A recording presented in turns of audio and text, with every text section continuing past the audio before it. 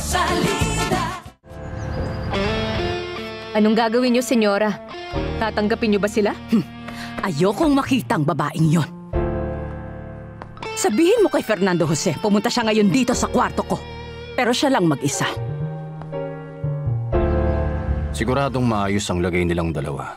2 linggo na rin silang nasa honeymoon nila. Sobrang saya siguro nila.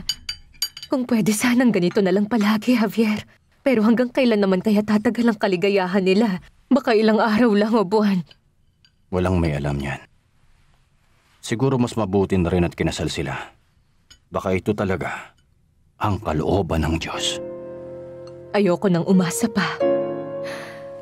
Pwede ngayon o bukas, pero sa huli malalaman din nila. Huwag mong kalimutan ang sinabi ko, Javier.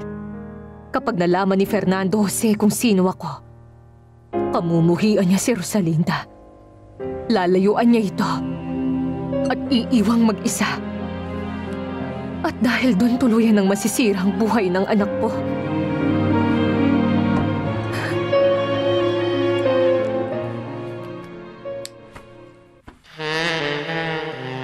Hindi mo nagustuhan? Okay lang. Pero wala tong binatbat sa singsing na binigay ng boyfriend ni Rosalinda sa kanya bilang regalo. Hindi ko na dapat sabihin pero mahal din niya. Ay, ano ka ba? Marami ng ganitong design. Yung kay Rosalinda, walang katulad yon. Pero kung ayaw mo yan, kung hindi ka masaya, edi... Ayos lang, Anibal. Okay na to. Sa ngayon lang. Siguro sa susunod, kaya mo na akong bilhan ng mas mahal. Pagkasal na tayo. Oo, sige, pangako. Mahal na mahal kita, Fedra.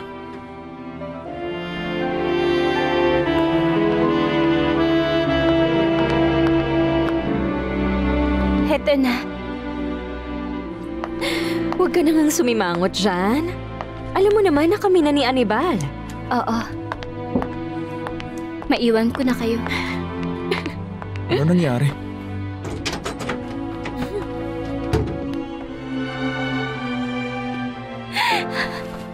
Ang sama ko, Diyos ko. Ang sama kong kapatid. Dahil minahal ko si Anibal. Oh, Diyos ko, patawarin niyo sana ako. Meron lang akong pinagtataka. Ano yun, Javier? Sabi ni Dolores 4 na beses siyang nabuntis at nanganak ng 4. Kung si Rosalinda ang anak mo, anong nangyari sa isa naming anak ni Dolores? Babae ang anak mo, pero namatay. Kaya naisip ko ang ideyang ibigay ang anak ko kay Dolores para siya na lang ang maging kapalit ng anak niyo at hindi mo rin ito nahalata. Ang dami ng kasinungalingan. Muli akong humihingi sa iyo ng kapatawaran. Pati na rin ang pagiging Tita Marta. Sasabihin ko sa mga anak mo na hindi ako si Marta. Na ako si Soledad. Binabati ko kayo, senyorita. Ikaw naman, huwag ka masyadong formal. Halika rito. Oh, bakit ka tumatawa? Nagkamali kasi ako. Hindi dapat senyorita, kundi senyora. Ikaw naman. At ang asawa ni Councilor Altamirano del Castillo. Oh, at pinagmamalaki ko yun. Binabati ko rin po pala kayo, Dapat doble ang pagbati mo sa akin dahil ako ang pinakamaswerte at asawa ko na siya. Senyor Fernando Jose. Nakabalik na kami, Berta. Nakita ko nga kayo. Si Senyora Valeria gusto kanyang makausap sa kwarto niya. Oh, sige, Berta. Tayo na.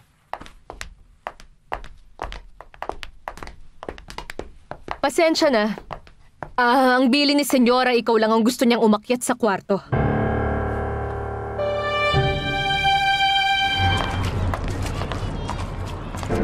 Bakit niyo ako pinapunta?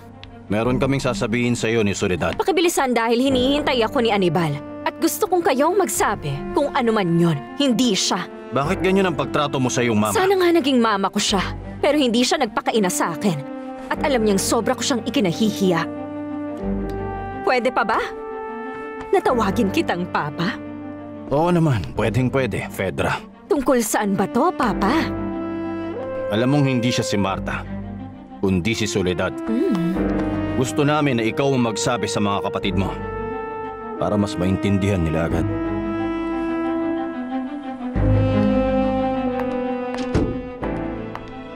Teka lang, huwag kang umalis.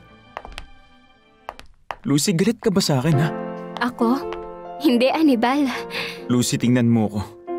Tahimik lang kasi kaya akala ko wala ng tao. Nasaan si Ate Fedra? Pinapunta siya ng papa mo dun sa tita ninyo. Bakit hindi ka makatingin sa akin? Ano bang nagawa ko? Parang iniiwasan mo ko. Kung ano-ano lang ang iniisip mo, bakit naman kita iiwasan? Yun nga ang gusto ko malaman eh. Bigla ka na lang nagbago sa akin. Hindi mo na ako kaibigan? Kaibigan kita. Ano nga kasi yung problema? Hindi ka ba masaya para sa amin ni Fedra?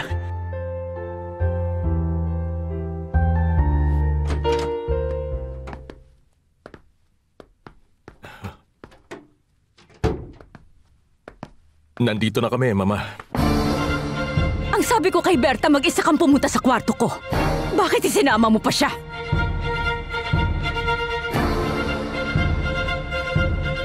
Bakit hindi ako magiging masaya? Gusto kong magkatuluyan kayo at masaya ako para sa inyo. Talaga, Lucy? Oo naman. Mas lalo ako magiging masaya kapag kinasal na talaga kayong dalawa. Masaya ako marinig yan. Ang buong akala ko, nagalit ka na sa akin eh. Naisip ko, bakit ngayon pa eh, para na talaga tayong magkapatid. Oo. Alam mo naman, Lucy, wala akong kapatid na babae. Kaya ikaw na lang ang tuturing kong kapatid.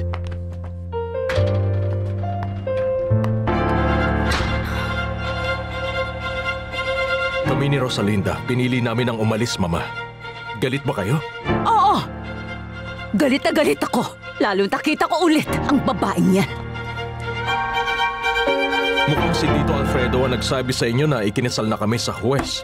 Asawa ko na siya ngayon. Oo, alam ko. Gusto sana namin humingi ng tawad sa inyo sa mga nagawa namin. Kami ni Fernando Jose. Huwag ka na nga magpaliwanag sa akin. Tumahimik ka. Hindi kita kinakausap. Huwag namang ganyan, Mama. Gagawin ko ang gusto kong gawin dahil bahay ko ito. Binalaan na kita na huwag mo siyang dadalhin dito. Mahal ko. Huwag kang umastang ikaw ang biktima dahil hindi bagay sa'yo. Dahil ikaw ang tunay na nanalo sa laban. Nagpakasal kami para pigilan kayong paghiwalayin kami. Masaya na kami ngayon at umaasa kaming tatanggapin ang lahat yon. Alam nyo, ang puntahan namin kayo ang una namin ginawa pagkatapos mag-honeymoon, Mama. Anumang oras bukas ang bahay para sa'yo, anak. Pero sa kanya, hindi. Labas! Ayoko makita ka rito. Lumayas ka sa pamamahay ko, isa kang basura! Mama! Umalis na tayo, Fernando Jose. Pakiusap. Hindi na rin ako pupunta dito kung hindi pwede si Rosalinda dito. Hindi ako makapaniwala, hindi ka nahihiya sa ginawa mo. Isang malaking kahihiyan sa pamilya natin ang pagpapakasal mo sa babaeng yan. Huwag niyo namang insultuhin si Rosalinda, Mama. Kung buhay pa siguro ang papa mo, sigurado ako na madidismaya siya na makitang pinakasalan mo ang babaeng yan. Rosalinda, Rosalinda.